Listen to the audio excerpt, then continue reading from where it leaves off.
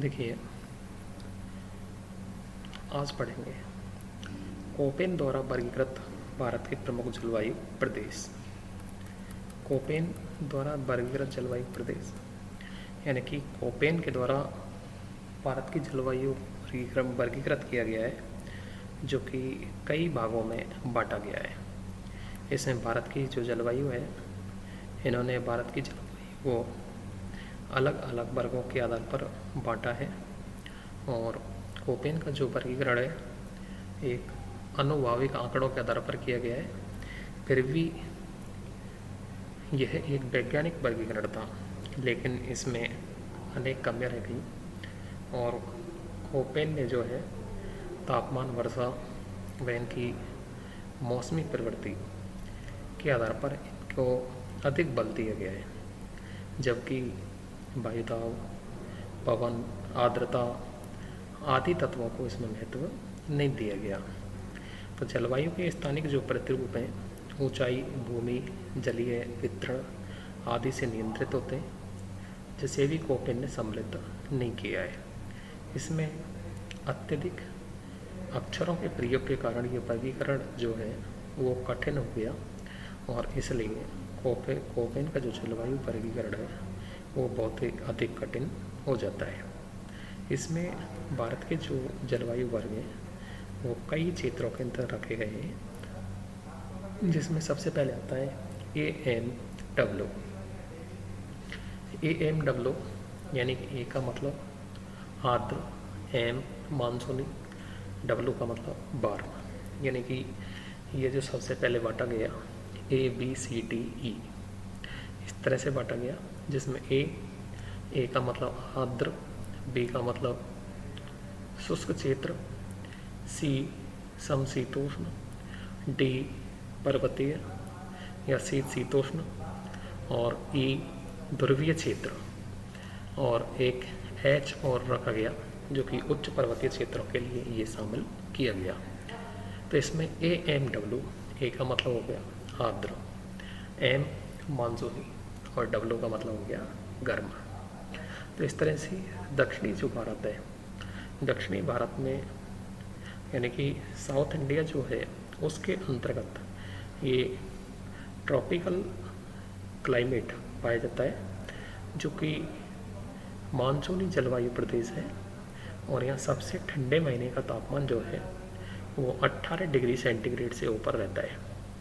इसमें लघु शुष्क ऋतु भी होती है, और ऐसी जलवायु भारत में कांकड़ एवं मालाबार तटवर्ती क्षेत्रों में पाई जाती है, जिनमें गोवा, दक्षिणी पश्चिमी महाराष्ट्र, पश्चिमी कर्नाटक, केरल, कन्याकुमारी तक ये फैला हुआ है, और तमिलनाडु तट इसमें सम्मिलित है। इनके अतिरिक्त त्रिपुरा, दक्षिणी मिजोरम में भी ये जलवायु मिलती है, और यहाँ शीतकाल शुष्क रहता है। ग्रीष्मकाल में, वर्षा काल में मानसूनी पवनों के द्वारा वर्षा होती है।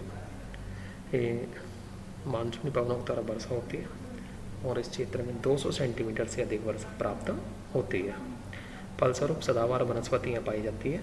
यह जो क्षेत्र है सह्याद्री पर्वत का पश्चिमी भाग है, जो मानसूनी पवनों की अरब सागरीय शाखा के एकदम सामने पड़ता है।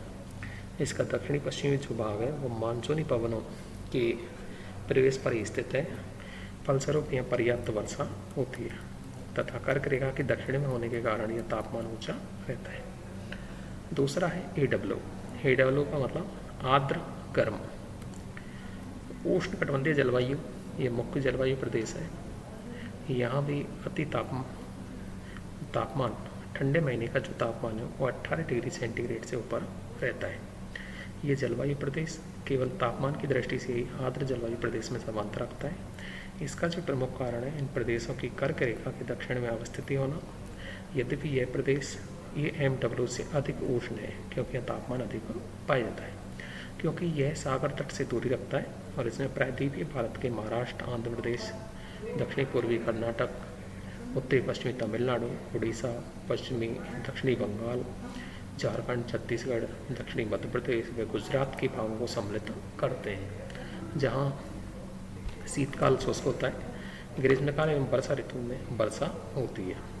100 सेंटीमीटर समवर्षा रेखा इसे पूर्व एवं पश्चिमी भागों के रूप में दो बराबर भागों में बांटते हैं। इस प्रकार यह औसत वार्षिक वर्षा जो है वो 60 से 200 सेंटीमीटर के मध्य प्राप्त होती है। इस प्रकार मध्यम वर्षा वाला मुख्य जलवायु प्रदेश है और गुजरात के कच्छ, काठियावाड़ में कम तथा तमिलनाडु के पूर्वी तट में औसत से अधिक वर्षा प्राप्त होती है। इस जलवायु प्रदेश के घटकों के अंतर संबंध वनस्पति के प्रकार एवं फसल प्रतिरूप के रूप में दिखाई देते हैं। दीर्घकाल रूप में मृदा निर्माण की प्रक्रिया यहाँ भी जलवायु की प्रवृत्ति झलकती है। तीसरा आता है AS यानी कि आर्द्र स्टेपीज कह सकते हैं। ये आर्द्र स्टेपीज का मतलब होता है जहाँ उष्णकटिबंधीय जलवायु प्रदेश का एक ही वर्ग है, शीतकाल में वर्षा होती है और ग्रीष्मकाल शुष्क होता है। तो इसका जो विस्तार है वो दक्षिणी पूर्वी आंध्र प्रदेश के तटीय भागों में तथा पूर्वी तमिलनाडु में है। ये प्रदेश मानसून की बंगाल खाड़ी की शाखा के मार्ग में लगभग समांतर पड़ता है, जो ग्रीष्मकाल में वर्षा से वंचित रहता है, जबकि लौटते हुए मानसून से नवंबर से जनवरी तक वर्षा होती है। ये पवनें बंगाली खाड़ी से पुनः आर्द्रता ग्रहण कर लेती हैं और यह होने वाली वर्षा की जो प्रवृत्ति है वो चक्रीय होती है। इसमें मुख्य जलवायु प्रदेश तापमान जो है वो वर्षा तापमान 18 डिग्री सेंटीग्रेड से ऊपर रहता है और वर्षा 60 से 200 सेंटीमीटर तक प्राप्त होती है। चौथा जो आता है वो आता है VSHW। B का मतलब शुष्क, S का मतलब स्टेपी जहाँ शीतकाल के अंतर वर्षा होती है, HW जहाँ बहुत अधिक तापमान पाया जाता है। यह यहाँ जो है एक प्रकार की स्टेपी जलवायु पाई जाती है। इसको स्टेपी जलवायु के समान रखा गया है, जहाँ अर्ध शुष्क दशाएं पाई जाती हैं तथा संभवतः वाष्पीकरण की जो दर होती है वो अधिक होती है। वार्षिक तापमान ऊंचा होता है और वर्षा का जो अधिकांश भाग है वो ग्रीष्मकाल में तथा शीतकाल में प्राप्त होता है। यानी कि अधिकांश जो भाग है वो ग्रीष्मकाल में होती है, शीतकाल में बहुत ही कम वर्षा होती है। पर्याप्त वर्षा नहीं होती जिसके कारण इसको अर्ध शुष्क दशाएं बनी होती है। और जलवायु प्रदेश वर्ग में देश के दो क्षेत्र सम्मिलित हैं। दोनों की भौगोलिक स्थिति वाले जो है, प्रथम क्षेत्र अरावली पर्वत श्रृंखला लगभग समांतर विस्तृत है, जिसके ठीक पश्चिम में थार का रेगिस्तान है और यह पर्वत मरुस्थलीय दशाओं के मध्य स्थित है। अर्धशुष्क जलवायु प्रदेश जहाँ मानसूनी पवनों की अंतिम पहुँच की स्थिति होती है। अरावली के समांतर वैदिक अवरोधक अवस्थिति एवं ऊंचाई नहीं होने से पर्याप्त वर्षा नहीं होती है। दूसरा जलवायु जो प्रदेश है वो प्रायद्वीपीय भारत में पश्चिमी तट घाट के पूर्वी भाग में वृष्टि छाया प्रदेश में अवस्थित है। इसका मुख्य जो विस्तार है कर्नाटक में है, यानी कि कर्नाटक के मध्यवर्ती भाग के अंतर्गत इस प्रकार की वर्षा होती है जिसको वृष्टि छाया क्षेत्र के नाम से भी जाना जाता है। यानी कि जब दक्षिणी पश्चिमी मानसून आता है तो पश्चिमी तट से टकराता है और पश्चिमी तट से जब टकराता है तो जो पश्चिमी घाट है उसके पूर्वी ढाल पर तो वर्षा होती है, लेकिन पश्चिमी घाट के पश्चिमी भाग पर तो वर्षा होती है, लेकिन पूर्वी घाट पर वर्षा नहीं हो पाती है, जो कि एक वृष्टि छाया क्षेत्र के रूप में जाना जाता है।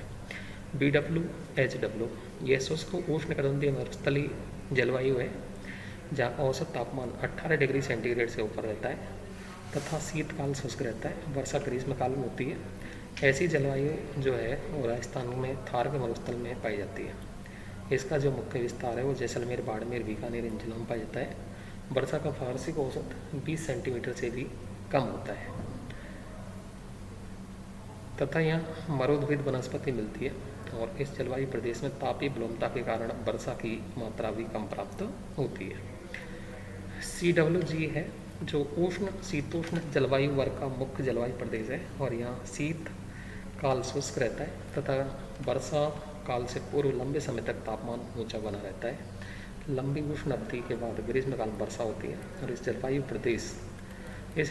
प्रदेश के अंतर्गत जो है पूर्वी राजस्थान, उत्तरी पूर्वी गुजरात, मध्य प्रदेश, उत्तर प्रदेश, पंजाब, हरियाणा, बिहार, उत्तरी बंगाल, असम, नागालैंड, मेघालय ये क्षेत्र आते हैं। इन क्षेत्रों में 100 से 200 सेंटीमीटर तक वर्षा होती है और पश्चिमी भाग में 40 से 100 सेंटीमीटर तक वर्षा होती है। DFC यह शीतोष्ण वर्ग की जलवायु है जहाँ डी इसमें स्थिर आर्द्र ऋतु होती है तथा शुष्कतम माह में भी कम से कम 3 सेंटीमीटर वर्षा होती है, और उष्णतम माह का जो तापमान है वो 22 डिग्री सेंटीग्रेड से नीचे चला जाता है।